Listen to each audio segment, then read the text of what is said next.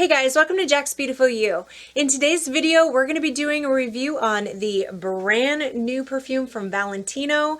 This is the Born in Roma Coral Fantasy. So I got mine in the travel size and it looks like this. Super cute bottle. I really like the studs and I absolutely love the color of coral. This isn't exactly a first impression. I've had this perfume on for about 4 hours now, so I have some thoughts on it. It's not really an all-day wear test, so I definitely need to keep you guys updated on my thoughts on this, but I definitely have like my first impression thoughts laid out for you guys. If you're new here, hi, my name is Jackie. I do mostly beauty and perfume on this channel. I also sprinkle in special effects looks around the Halloween season. So if you are into that kind of content, I would love it if you would subscribe. To my returning subscribers, thank you guys so much for all your continued support. I really appreciate you. If you're interested in hearing my thoughts on this new perfume by Valentino, then just keep on watching.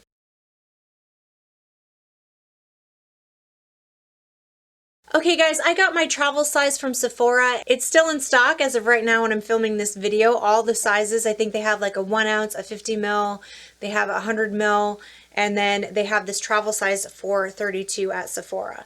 So I really like the bottle, but if you do get a bigger size, if you get like the 1 ounce on, it does come in the same type of bottle as the original Valentino Donna Born in Roma. Has these beautiful studs. The only difference is it doesn't have the pink juice inside. It's more of a coral kind of juice. So I didn't want to get the full size because I wasn't sure if I was going to like it. I really didn't know how I was going to feel about that kiwi note that's in the opening. So this is classified as a fruity floral and it was launched in 2022, so it is brand new. The top notes are kiwi and Brazilian orange. So I do feel like this is a very fruity. The fruity kiwi and orange is very prominent to me in the opening, so it's definitely a very like juicy, sweet, fruity opening, and it has a tiny touch of a tartness from the kiwi. And then in the middle you have rose, Indian jasmine, and then you have ambrette. So you do get some florals in the mid. And I will say I do get the jasmine. I don't get a lot of rose in here, but I do get a lot of jasmine. And then the base notes are white musk and Texas cedar. And it does smell a bit musky to me. So I think this is like a musky, fruity, sweet floral with just a touch of tartness from the kiwi in the opening. Now, I wish that I would have recorded my reaction when I first sprayed this on. Like I said, I've been wearing it for about 4 hours. And I really do wish I had recorded my first impression. Because when I sprayed it, my eyes were like, they must have looked like saucers because I was super shocked at how much I absolutely love the opening of this perfume. It smells like a starburst to me. That is the first thing that came to my mind was a starburst. I don't know why, because to me starbursts are sweet, but they also have like a tiny like tartness to them that kind of gets you, you know, like it's a burst, you know. It's a starburst and it has like this tang to it, and I love starbursts. I love them so much. I probably shouldn't eat them. They're terrible for my teeth, but whatever. I love them. This smells like starburst to me in the opening, like a orange or kiwi starburst. I don't know. It's super fun. I really enjoy it. And I just love the opening.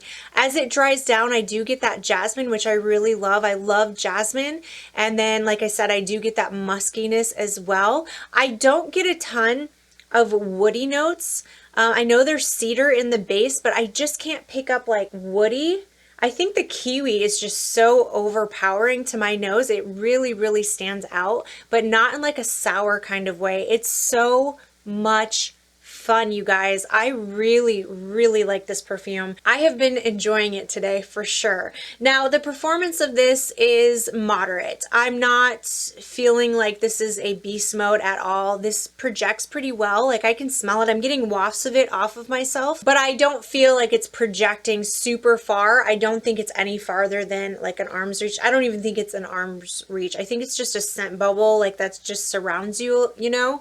I feel like somebody would have to probably come in a little bit closer to smell it, but they could smell it, and I can definitely smell it on myself. So to me, that's like a moderate a moderate sillage. I don't know about the lasting power because like I said, I've only been wearing it for about 4 hours now, but we're at the 4-hour mark and it is holding its own still.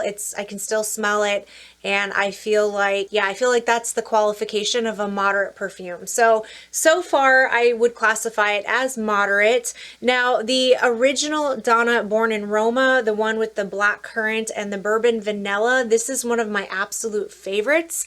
I love this perfume. This is a perfume I will always have to have in my collection and I highly recommend. I think that the performance on this is a little bit better, at least the sillage is. I know when I wear this, it projects a little bit more than it seems to be the Coral Fantasy is. So this is definitely a really great performing perfume, and I'd say this is just a little under the performance of this one. I wouldn't say it's as good, but I will say it's better than Yellow Dream. So I tried Yellow Dream when it came out, I think it was last year, and I didn't really care for that one. It has lemon in the opening and it just felt too lemon citrusy to me, and I don't mind lemon in my perfumes, but that one just had too much lemon for me, and I found the performance to just be pretty poor. It didn't really last very long at all, and I didn't feel like it projected on me all that much. I will say I feel like this one is a much better performer than the Yellow Dream. So I am impressed with this fragrance so far, and I'm excited to keep testing it out. I'm not sure if I'll get a full bottle of it. We'll see. I'm going to go through my, little travel spray and see how I feel, but I do feel like this is the perfect time for this fragrance. This is a fruity floral, and I think that it's just perfect for spring. It just says spring to me. Kiwi and orange and flowers, that just says spring to me, and I think it's going to make a good spring summer fragrance, and I do really enjoy it so far. Kiwi is more of a unique note, and I wasn't sure how I was going to feel about it, but it really works out for me in this fragrance. I know that Dolce & Gabbana L'Imperatrice has kiwi in the opening of their perfume as well, and it does kind of give off that similar vibe, but L'Imperatrice was a little bit more tart to me than this one is. It had a little bit more tartness, it was sweet, and it had a lot of watermelon. So I got a ton of watermelon with that fragrance, which I really liked. The only reason why I decluttered that was because it had really poor performance. It didn't even last an hour on my skin, and I was super disappointed. So I'm really excited about this one because I'm getting much better performance. Like, they don't smell the same. This doesn't have watermelon in it, but it still kind of gives me that same vibe, that summertime, springtime, fruity, with a hint of tartness type of fun, playful vibe. So I would say if you liked L'Imperatrice, give this one a try. You might like this one as well. Again, they don't smell the same. They just give me kind of the same vibe, if that makes sense. So this is not at all a serious perfume. This is not a sophisticated, classy, serious, grown woman, boss lady perfume, in my opinion. I wouldn't choose to wear this fragrance to like a meeting or if I wanted to be taken super seriously.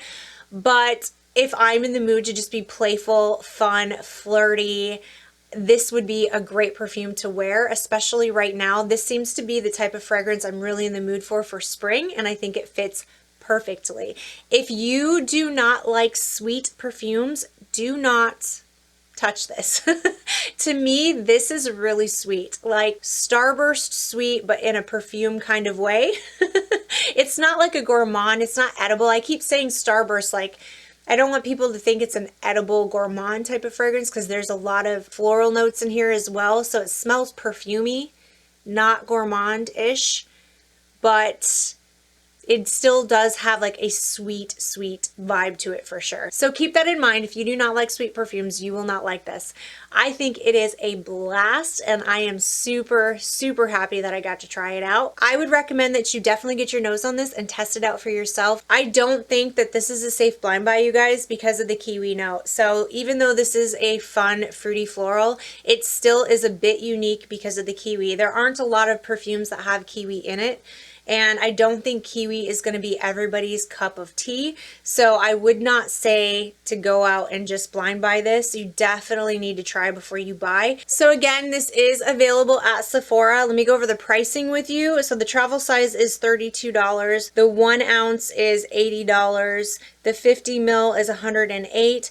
and the 100 ml is $138. So about your normal, typical designer fragrance type of prices. I don't think that they're too expensive. I think getting a 1 ounce at $80 is a pretty reasonable price for a designer fragrance. The performance is good enough that I feel like that price is decent. Those are my thoughts on the new Valentino Coral Fantasy perfume. Let me know in the comment section if you've tried it. Let me know what your thoughts are. Are you interested in trying it? Do you think you like kiwi in your fragrances?